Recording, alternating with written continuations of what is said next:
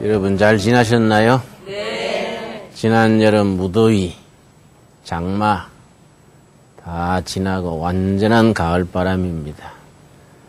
요즘은 아주 햇살이 따뜻하고 좋아서 벼가 익는데 가장 좋은 시기입니다. 우리 한국의 교회, 한국 기독교가 시작돼서 지금까지 한 124년 혹은 125년으로 잡습니다. 왜 날짜가 정확하지 않냐 하면은 학자들에 따라서 혹은 어떤 기준으로 시작하느냐에 따라서 약간씩 차이가 나기 때문에 어떤 사람들은 124년 됐다. 어떤 사람은 125년 됐다. 차이들이 있습니다. 그런데 한 중요한 기준은 미국 선교사 두 사람, 언더우드라는 목사와 또 감리교 선교사 중에 또 한 분, 이 두 분이 한국에 와서 시작한 때로부터 우리 한국교회 역사가 시작이 됩니다. 언더우드 선교사는 미국 북장로교회 장로교 소속 선교사고, 아펜셀러라는 선교사님은 미국 감리교 소속의 선교사입니다. 이분들이 1885년 4월 5일 부활절에 제물포항에 도착을 했습니다. 제물포는 지금의 인천입니다. 인천항을 옛날에 제물포라 그랬습니다. 1885년 4월 5일에 도착을 했는데 두 사람의 재밌는 이야기가 전해집니다. 자, 언더우드 목사가 먼저 배에서 내리면 장로교가 먼저 오는 게 되지요. 같은 배를 타고 왔지만은 또 아펜셀러 목사가 먼저 내리면 감리교가 먼저 들어왔다 할 수도 있으니까 둘이서 의논을 했대요. 그러지 말고 같은 배로 이렇게 같이 왔으니 조선반도에 발을 내디딜 때 똑같이 내디디자. 배에서 땅을 밟을 때 1, 2, 3 이래가지고 같이 발을 내딛자. 그러면 장로교와 감리교가 같은 시기 온 거 아니냐. 둘이서 그렇게 의논을 했대요. 그래서 이제 배에서 제물포항에 배가 도착해서 그때 이제 배로 온 거예요. 미국에서 일본까지 오는데 한 2달 걸려요. 또 일본에서 조금 머물렀다가 이제 일본에서 배를 타고 인천항, 제물포항에 도착을 한 거지요. 둘이 의논한 대로 이제 미지의 땅, 아직 그때는 선교문이 열리지 않았을 때예요. 아주 목숨 걸고 온 거예요. 제물포항에서 내릴 때 1885년 4월 5일 부활절 아침이에요. 둘이서 이제 1, 2, 3 해서 이제 딱 땅을 밟은 거예요. 같은 시간에 왔다 이거지요. 그래서 둘이서 무릎을 탁 땅바닥에 꿇고 기도를 했대요. 그 기도문이 지금도 날 전해오고 있습니다. 내가 적어왔습니다. 그때 뭐라고 기도했다는 거 하니, 우리는 부활절 아침에 이곳에 상륙하였습니다. 사망의 권세를 이기시고 부활하신 예수님이시여. 부활절 아침이니까 특히 강조를 한 겁니다. 어서 속히 이 백성들을 얽어매고 있는 흑암의 사슬을 끊으시사 하나님의 자녀로서의 광명과 자유를 베풀어 주시옵소서. 아주 기도문이 좋아요. 지금도 그 기도문이 남아있어요. 그렇게 기도하고 시작을 한 겁니다. 그 이제 1885년 4월 5일이면 지금 124년째 들어선 셈이지요. 그 124년 역사에 교회가 매년 부흥했어요. 그래서 세계 선교 역사상에 한국 교회가 유명해요. 빠른 시일에 집중적으로 계속해서 교회가 부흥된 거예요. 특별히 세계 선교 역사에 이게 유명한 한국 교회 부흥일 뿐 아니라 아시아에서 한국 교회, 한국 기독교는 처음으로 성공한 교회예요. 그만큼 한국 교회가 앞으로 아시아 미래, 아시아의 평화, 아시아의 복음화에 사명감이 있다는 얘기도 되지요. 하나님이 한국 교회를 빠른 시일에 질적으로 양적으로 부흥 발전케 하실 때는 하나님이 사용하시고자 하는 뜻이 있다고 봐야 안 되겠습니까? 그만큼 한국 교회가 지난 124년, 125년 동안에 이렇게 부흥되고 질적으로 깊이 들어가고 양적으로 많아지고 한 것은 그만큼 우리 한국의 미래, 아시아의 미래에 하나님의 섭리와 경륜이 있다고 봐야 되지요.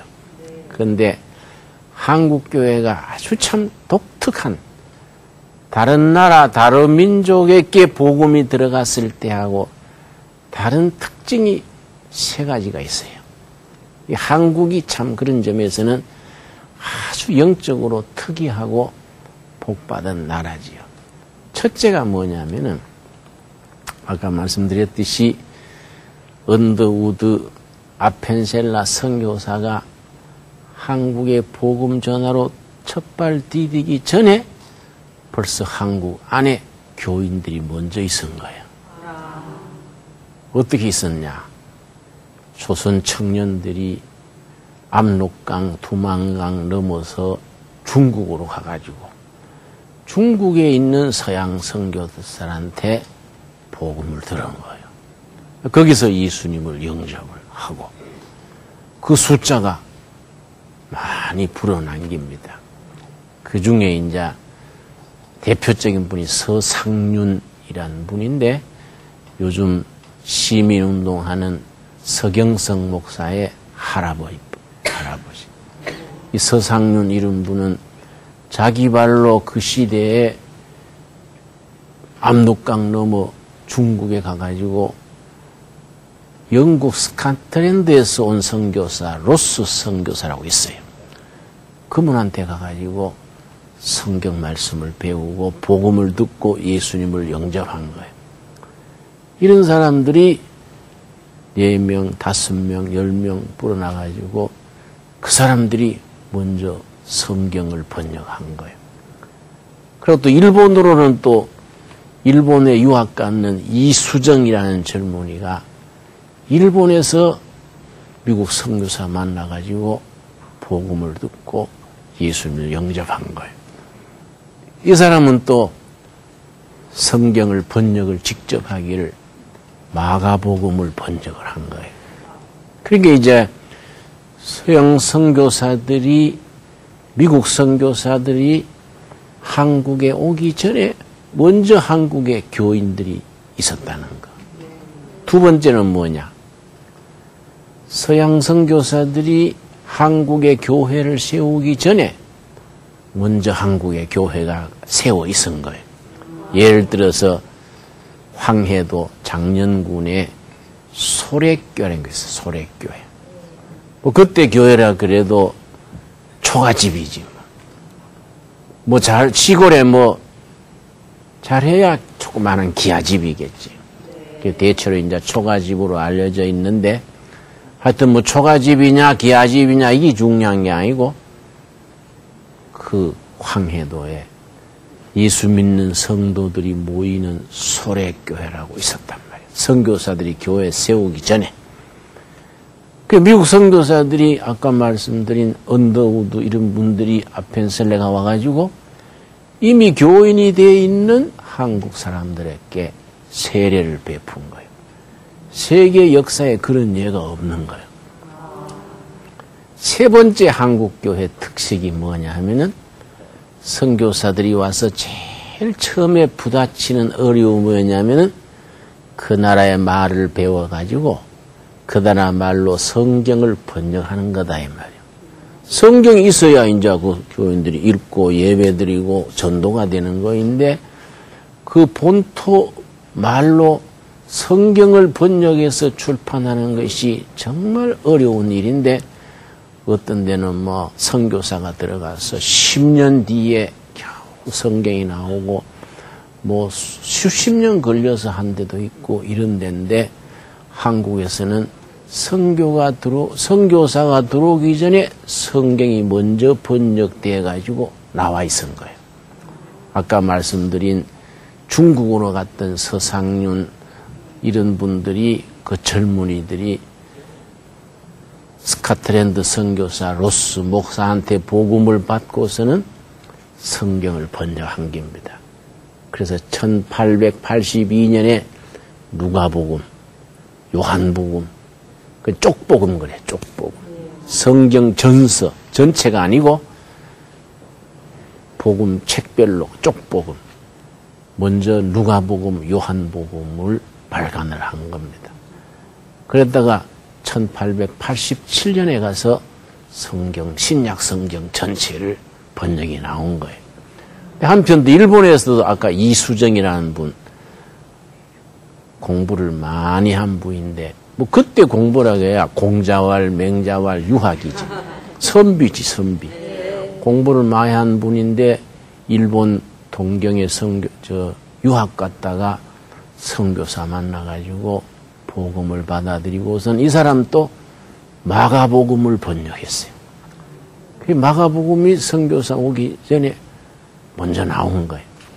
이게 한국교회 특색이라 아주 자랑스러운 일이지요. 선교사 다시 정리해서 말씀드리자면은 한국교회의 교회가 시작되는데 세 가지 특색이 있다. 선교사 오기 전에 먼저 예수를 믿는 사람들이 준비되어 있었다. 두 번째, 조그만한 교회지만은 교회가 세워져 있었다. 세 번째, 성경이 번역되어서 쪽복음으로지만은 성경이 나와 있었다. 이게 한국교회 자랑스러운 면이지요. 근데 또 한 가지 참 신기한 것이 우리나라의 짧은 기간 동안에 이제 124년, 5년 역사에 지금 교인이 대충 1000만 명을 잡거든요. 인구 4명, 5명 중에 한 분은 교인이란 말이에요. 그렇게 교회가 많이 부흥된 이유 중에 하나가 뭐냐 하면은 하나님을 믿기 전에 성경이 나오기 전에 하나님이란 말, 하느님 혹은 하나님 이 개념이 우리 조상들 마음속에 딱 자리 잡고 있은 거예요. 이게 무슨 말이냐 하면은 이런 예가 드물어요.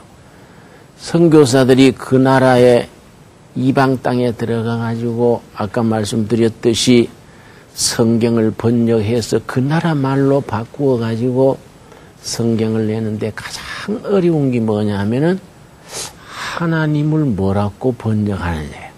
하나님이란 단어를 어떻게 찾느냐. 일본에서는 하나님이 일본말로 가미사마예요.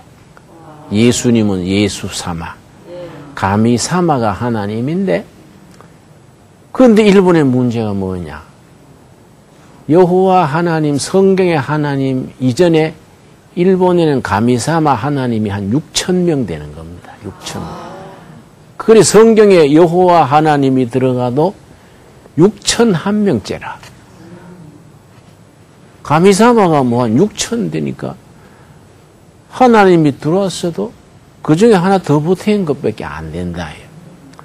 그게 헷갈리잖아요. 가미사마 하면 어떤 하나님을 말하는지. 중국에도 상제, 윗상자, 황제할 때 상제. 황제 중에 제일 하늘의 황제라는 말인데 이 개념이 잘 안 떠오른다 그래요. 이 옛날 황제라는 것은 전제군주이고 폭군이기도 하고 어떨 때는 부패하기도 하고 그 하늘의 황제, 상제란 말이 이게 성경의 하나님하고는 딱 맞아떨어지는 게 아니라 이 말이에요. 그런데 한국에서는 선교사들이 한국말을 배워가지고 가만 성경을 번역하고 보니 너무너무 딱 맞아떨어지는 거예요. 한국 사람들 마음속에 하느님 혹은 하나님 준비가 딱 돼 있는 거예요. 안 그래요? 그러니까 이야 신기하다. 세계 많은 민족 많은 백성들 중에서 성경의 하나님 여호와 하나님하고 성격이 어쩌면 이렇게도 딱 맞아떨어지는 하나님 개념 컨셉이 이 한민족에게는 미리 준비되어 있었을까? 그 말을 그대로 하나님 쓰니까 딱 맞춤이 되는 거예요. 그 성경 번역하는 사람들이 놀래버린 거예요. 그런데 이제 하느님 하는 말하고 하나님 두 가지 단어가 있습니다. 하느님은 창조주, 하늘에 계시면서 온 우주를 다스리시는 통치자, 창조주 하나님, 다스리시는 하나님을 나타낼 때는 하느님이라. 또 한 분이신 유일하신 하나님을 나타낼 때는 하나님이에요. 그런데 우리 캐톨릭에서는 천주교에서는 하느님을 주로 쓰고 우리 개신교에서는 하나님을 주로 써요. 그런데 우리 개신교 교인들 중에는 좀 생각을 좁게 해가지고 하느님 그건 엉터리다. 그거는 우리 성경적 하나님이 아니다. 유일하신 하나님, 하나님을 써야지 하느님 쓰는 것은 성경에서 벗어난다. 이런 얘기하는 분도 있어요.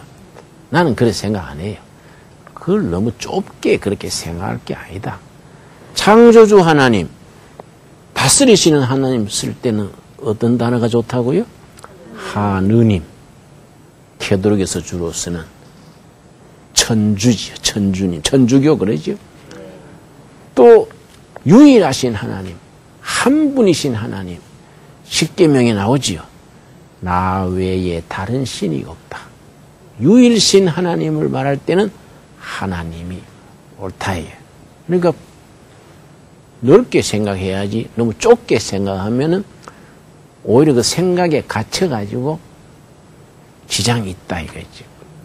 그런데 우리가 성경이 들어오기 전에 기독교가 들어오기 전에 우리 조상들 마음속에 하나님 혹은 하느님에 대한 단어가 개념이 깊이 뿌리박고 있기 때문에 이게 아무 거부감이 없는 거예요. 그래서 애국가에도 나오지 않습니까? 하느님이 보호하사 우리나라 만세. 그 하느님 쓰지요. 그러니까 절에 스님도 뭐 다 애국가 부를 때는 하느님이 보호하사 그런다고. 그러면 요즘 불교계에서 좀 섭섭한 일이 있어가지고 종교 편향이다 하고 좀 이렇게 세게 나오잖아요.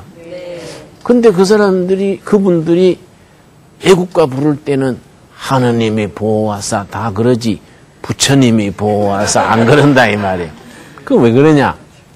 하느님, 하나님이란 말은 기독교가 들어오기 이전부터 우리 조상들 마음속에 딱 뿌리 내린 거예요.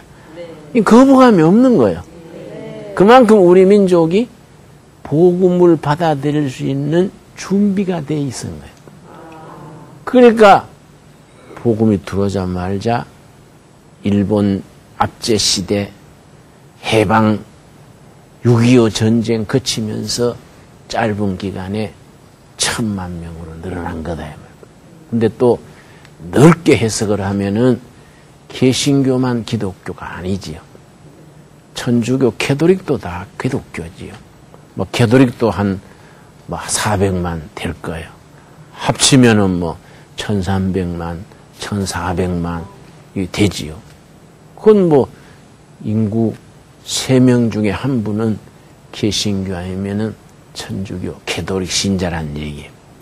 이렇게 이제 빠르게 부흥 성장할 수 있었던 여러 가지 이유 중에 하나가 복음이 기독교가 들어오기 전에 먼저 마음바탕에 준비되어 있었다. 예를 들어서 우리 기독교 신앙 중에 삼위일체 신앙이 있습니다. 삼위일체. 성부 하나님, 성자 하나님, 성령 하나님, 삼위일체 신앙 아시지요? 한 하나님이시면서 성부, 성자, 성령 하나님. 세 위가 한 분 하나님이다. 이게 조금 잘못 생각하면 헷갈려요. 예를 들어서 이슬람교 있지요. 중동에 있는 이슬람교를 창건하신 분이 마호메트입니다. 마호메트는 뭐 학문을 깊이 하거나 이런 분이 아니고 그 대상, 그 사막에 낙타 몰고 다니면서 장사하시는 하는 대상에 같이 다니다가 돌을 깨쳐가지고 막 이슬람교를 일으킨 분인데 그분 얘기가 삼위일체 하나님이 이해가 안 가는 거야. 응?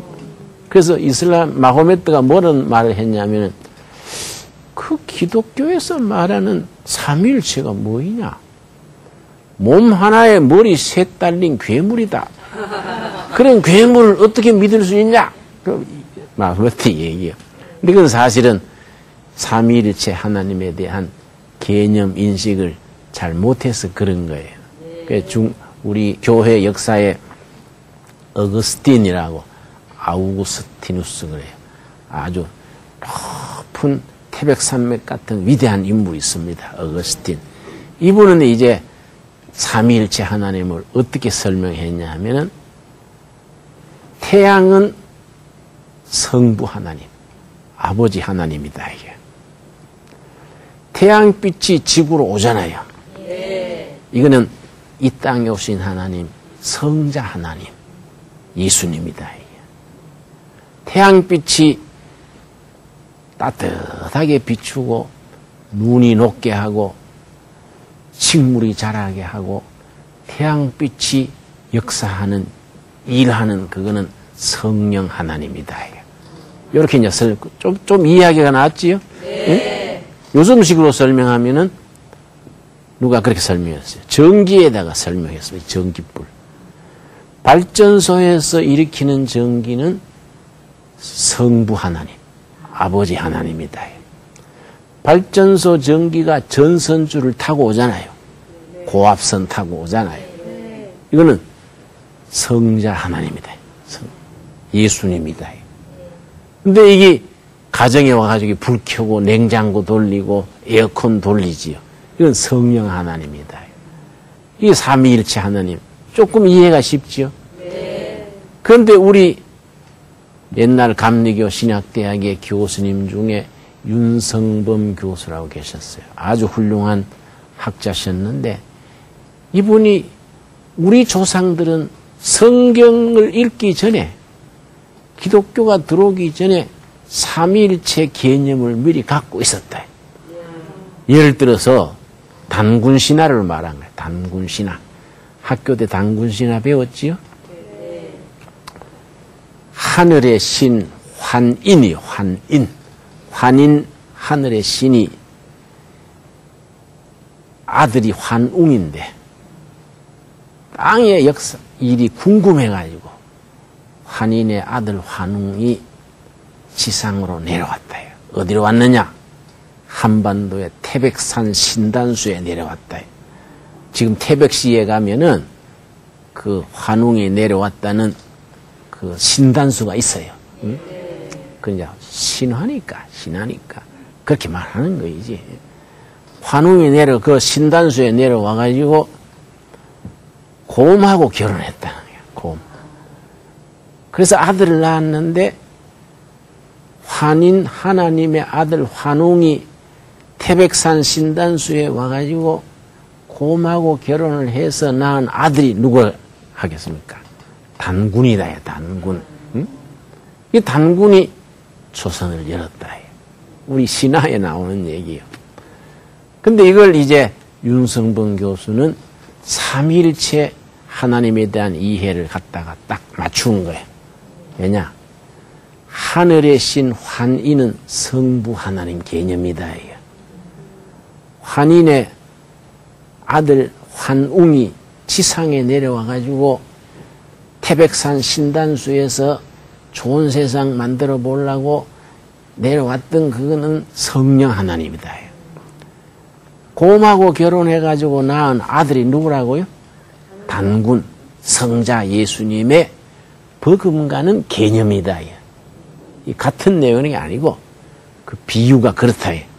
그러니까 이제 윤성봉 교수님의 얘기는 우리 조상들의 마음속에 삼위일체 하나님을 받아들일 수 있는 기본 토양이 돼 있었다.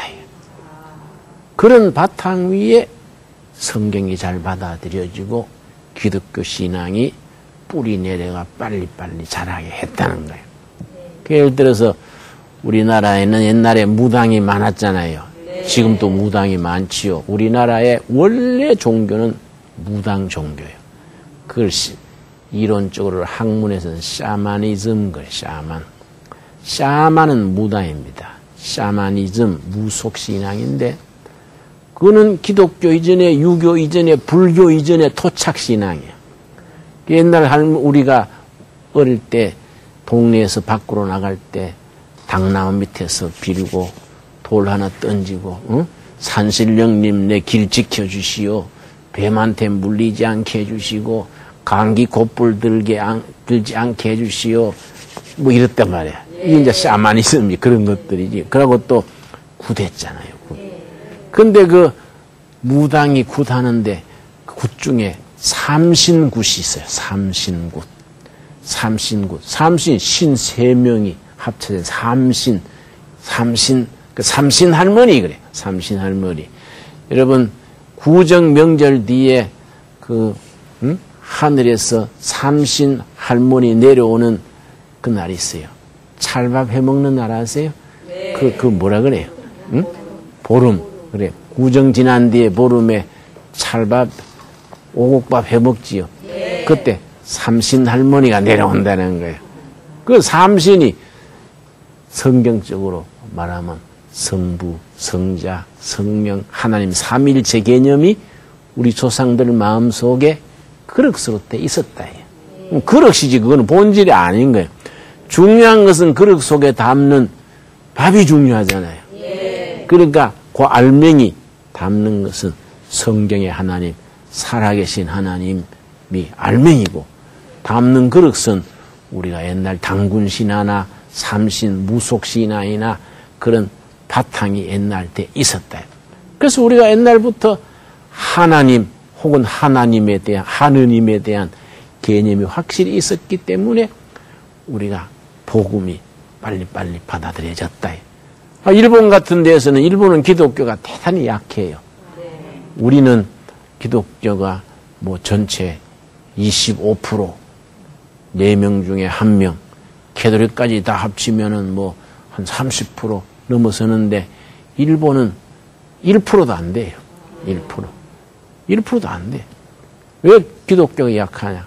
일본 사람들 마음 바탕에는 성경의 하나님을 받아들이기에 기초가 없는 거예요. 아까 말했듯이 가미사마 누구라고요? 하나님이 뭐 성경에 여호와 하나님 오시기 전에 6천 가미사마가 있으니까 그중에 한 명 더 들어왔으니까 뭐 별로 잘 안 믿는다. 그래서 내가 몇 년 전에 일본 가가지고 일본 교인들을 상대로 집회를 했었는데 집회 마친 뒤에 식사를 하는데 그 일본 교회 청년이 나한테 그러더라고요. 김센세이 선생님이 나한테 김센세이 저는 주일날 오전에는 교회에서 예배 드리고 오후에는 마을에 절에 가서 법회에 참석합니다. 이러는 거예요. 말이 안 되잖아요. 그래서 내가 이상하네요. 내가 모스러이 대신에 에? 이상하네요. 왜 그러세요? 그랬더니 오전에는 교회 예수님한테 오후에는 절에 법회 부처님한테 고루고루 해놓으면 한 군데는 아다리가 안 되겠습니까?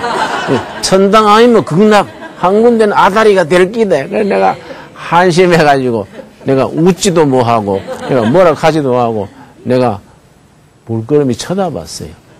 우리한테는 말도 안 되는 소리인데 그 사람들은 그러는 거예요. 왜냐? 가미사마가 많다 이게야. 응? 고루고루 투자해놓으면 한 군데는 아다리 된다 이게. 일본 사람들은 신기해요. 자식을 놓으면은 마을에 있는 절에 가서 등록을 해요. 그리고 헌금 좀 시주하고 결혼식 할 때는 교회 가서 결혼을 해요. 마지막 죽으면 성당 가서 죽기 전에 얘기해요. 성당 가서 장례식을 해요. 그거 신기하잖아요. 우리 생각에는 이해가 안 가는데 일본 사람들은 고루고루 투자를 해놓는 게요. 그러니까 참 실제 그래요. 실제. 응? 그래서 내가 일본은 교회가 대단히 약한데 내가 오사카 한번 갔더니 아주 훌륭한 예배당이 있어요. 예배당이 아주 멋있게 지어놨어요. 그래서 내가 일본은 교회가 약하다 그래서 변변한 교회가 없을 줄 알았더니 이렇게 좋은 성전이 있네요. 그랬더니 김 선생이 그런 게 아니에요. 주로 결혼식장으로 쓰는 거예요. 결혼식장. 왜냐? 젊은 신랑 신부가 결혼할 때는 예배당의 결혼식이 그럴듯하다 이게. 예배당의 결혼식. 응? 그러니까 결혼식장으로 쓰는 거예요. 내가 그래서 야, 그 신기하다. 그 하나의 그 전통이에요. 전통. 근데 우리는 아까 말씀드렸듯이 성경의 하나님을 바로 받아들일 수 있는 이런 전통이 딱 세가지고 신앙의 뿌리가 깊이 이제 내려가 있는 거예요. 그 요즘 뭐 종교 편향하고 뭐 스님들이 너무 기독교에 치우친다 하고 대못하고 그런 거 보셨지요? 네. 그 나는 그걸 너무 부정적으로 보거나 너무 그것을 거부감을 가질 필요가 없다요. 왜냐? 교회가 와서 짧은 시간에 그만큼 빨리 커지고 영향력이 있으니까 항의하는 거이지. 교회가 뭐 비리비리하고 밑바닥에 있은 듯 없은 듯 하면 그럴 필요가 없다 이 말이에요. 그만큼 교회가 커졌고 영향이 있으니까 하는 게 그런 말을 하는 거이니까 그럴 때일수록 교회는 좀 겸손하게 좀 낮추어서 국민들에게 섬기는 자세, 또 불교도 높여주고 스님도 공경해야지. 공경. 목사님 중에 어떤 분은 신뢰되는 말을 하더라고. 스님들은 머리 깎잖아요. 그 머리 밀어버린 사람들 그거 철이 없어. 응?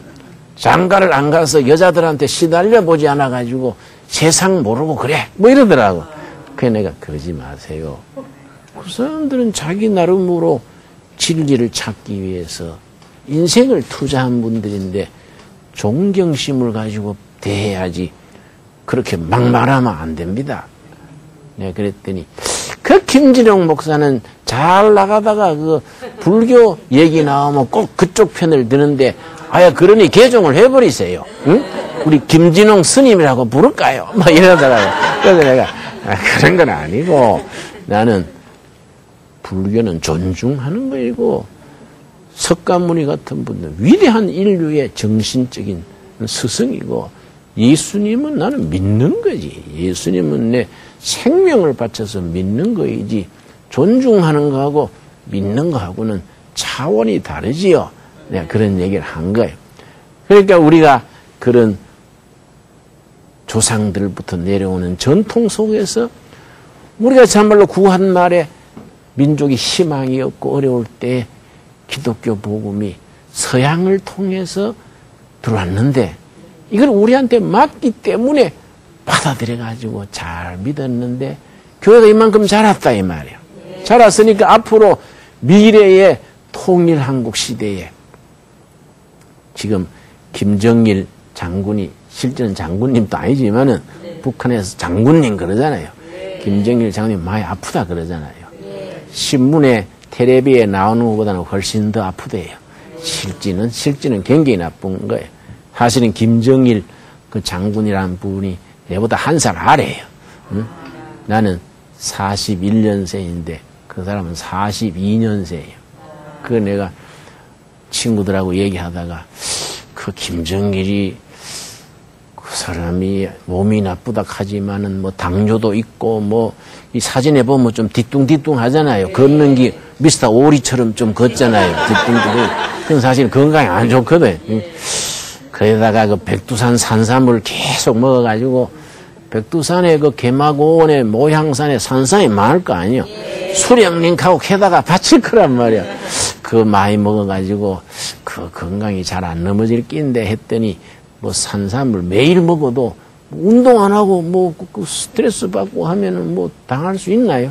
그래서 지금은 건강이 많이 나쁘다 그래요. 그래가지고 이제 김정일이 건강 잃어버리고 이끌지 못하면 북한이 흔들리잖아요. 거기서 먹을 또 양식이 없잖아요. 그럼 이제 우리 남한이 북한을 다 국민들을 잘 도와야지. 북한 동포들. 그래가지고 우리가 통일 한국 시대를 열어나가야지. 그래서 지난번에 우리 김대중 대통령 때나 노무현 대통령 때 북한에 뭐 많이 지원해 줬잖아요. 그걸 자꾸 주고 고맙다 소리도 못 듣는다고 나쁘게 말하는 사람도 있지만은 나는 꼭 그렇지만 않다. 그 괜히 투자한 건 아닐 끼다. 왜냐면 나는 북한을 여러 번 갔다 왔어요. 6번 갔다 왔어요. 했는데 그 햇빛 정책 하기 전에는 내가 평양 가면은 평양 대동강가에 그 무슨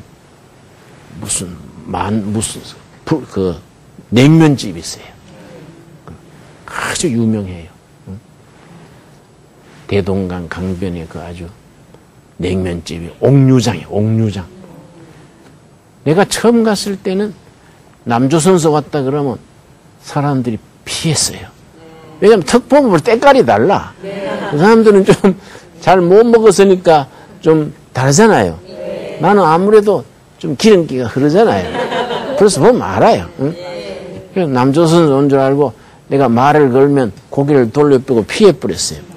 근데 이제 햇빛 정책 시작돼가지고 북한에 뭐 쌀도 보내주고 뭐 자꾸 보내준 뒤에는, 응? 내가 가면 사람들이 좀 남조선소 온 줄 알고 고개를 인사도 하고 그러더라고요. 그건 뭐 옥류장에는 하루에 냉면을 10,000그릇 팔아요. 10,000그릇. 엄청 왜냐? 노동자들이 직장에서 일 잘하면은 보상이 냉면 10권 하나 주는 거예요. 그 하루 휴가 주는 거예요. 그러면 이제 마누라 데리고 가지고 옥류장에 냉면 먹고 대동강에 거닐다가 그게 휴가예요. 휴가. 그러니까 하루에 10,000그릇 나가는 거예요. 예? 아, 그런데 내가 3번째 가니까 사람들이 사진 찍어주시라요. 내가 사진 찍어주면 보내주시나요? 뭐 이러고. 그러고 한 사람 개인이 와가지고 남조선 잘 산다디요? 이런 거예요. 근데 다른 사람 누구 오면 남조선 거지만 있다디요? 또 이러는 거예요. 자꾸 좋아지는 거예요. 국민들이 마음을 잡아가지고 그쪽 사람들을 우리 쪽으로 끌어당겨야 되지. 그러니까 이제 우리 민간인들끼리는 자꾸 친해가지고 통일 이후에 남북이 합쳐가지고 좋은 나라 만들 수 있도록 이렇게 해야지요. 그런 밑바닥에 우리가 사실은 교회가 복음이 북한에서 먼저 왕성했다고요.